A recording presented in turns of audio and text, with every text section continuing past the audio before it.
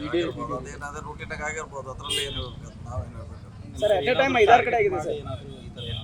ಗೊತ್ತಿಲ್ಲ. ಅದು ಇನ್ನೂ ಇನ್ವೆಸ್ಟಿಗೇಷನ್ ಆಗಬೇಕು. ಎದಕ್ಕೆ ಮಾಡಿದ್ದಾರೆ ಏನು ನಮಗೂ ಗೊತ್ತಿಲ್ಲ.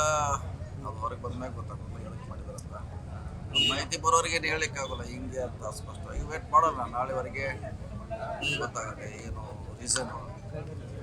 ಆವಾಗ ಅದಕ್ಕೆ ಏನಾದ್ರು ಹೇಳಲಿಕ್ಕೆ ಅನುಕೂಲ ಆಗುತ್ತೆ. ಅಂದರೆ ಮತ್ತೊಂದು ಕಡೆ ಈಗ ಜಾರಕಿಹೊಳಿ ಕುಟುಂಬದ ಈ ಕಡೆ ನಿಮ್ಮ ಬಾಮೈದ ಬೇರೆ ಸರ್ ಅವರು ಇರ್ಬೋದು. ಅದು ನೋಡೋಣ. ಮಾಹಿತಿ ಬರದೆ ಏನು ಹೇಳಲಿಕ್ಕಾಗಲ್ಲ. ಯಾವ ರೀಸನ್ಗೆ ಅವರು ರೇಡ್ ಮಾಡಿದ್ದಾರೆ, ಅವ್ರು ಏನು ಕೇಳಿದ್ದಾರೆ ದಾಖಲೆ ಏನು ಅವ್ರು ಕೊಡಬೇಕು.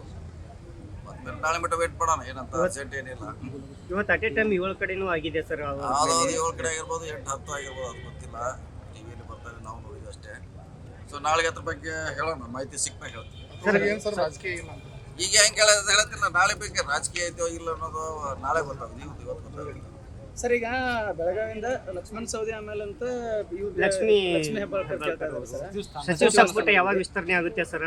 ಎಲ್ಲರೂ ಕೇಳ್ತಾರೆ. ಅಶೋಕ್ ಪಟೇಲ್ ಅದಾರ, ಮಾಂತೇಶ್ ಕೌದಲ್ಗಿ ಅದಾರ, ಆಮೇಲೆ ಸೀನಿಯರ್ ಗಣೇಶ್ ಹುಕ್ಕೇರಿ ಅದಾರ. 5 ಜನ ಸೀನಿಯರ್. ಅದ್ರಲ್ಲಿ ಯಾರಿಗೆ ಸಿಗ್ತಿದೆ, ಯಾರು ಕೊಡ್ತಾರೆ ಹೈಕಮಾಂಡ್ ಅವರು.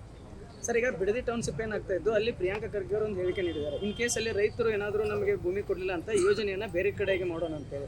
ಅಂತಂದ್ರೆ ಎಲ್ಲೋ ಒಂದು ಕಡೆ CM DKC ಅವರ ಕನಸನ್ನ ಇದಾಗ್ತಾ ಇದೆ ಅಂತ ಸರ್. ಇಲ್ಲ ಗೊತ್ತಿಲ್ಲ, ನೋಡೋಣ. ಅದು ಚರ್ಚೆ ನನಗೆ ಪೂರ್ತಿ ಮಾಹಿತಿ ಇಲ್ಲ. ಪೂರ್ತಿ ಮಾಹಿತಿ ಹೇಳಕ್ಕೆ ಪ್ರಯತ್ನ ಮಾಡ್ತೀವಿ. ಸರ್ ಸಂಪುಟ ವಿಸ್ತಾರ ಜನಕ್ಕೆ ಯಾವಾಗ? ಅದೇ ಹೇಳಿದಿಲ್ಲ, ಮುಂದಿನ ಇನ್ನೂ ಲೇಟ್ ಆಗ್ಬೋದು. ಈ 30 ಹಿಡಿದಿದ್ದು 30 ಆಗೋ ಲಕ್ಷಣ ಇಲ್ಲ. ಜುಲೈದಲ್ಲಿ ಆಗ್ಬೋದು.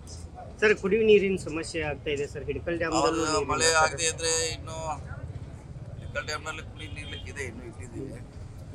ಆದರೆ ಈ ಬೆಳೆಗೆ ಭೂಮಿಗೆ ಕಷ್ಟ ಇದೆ.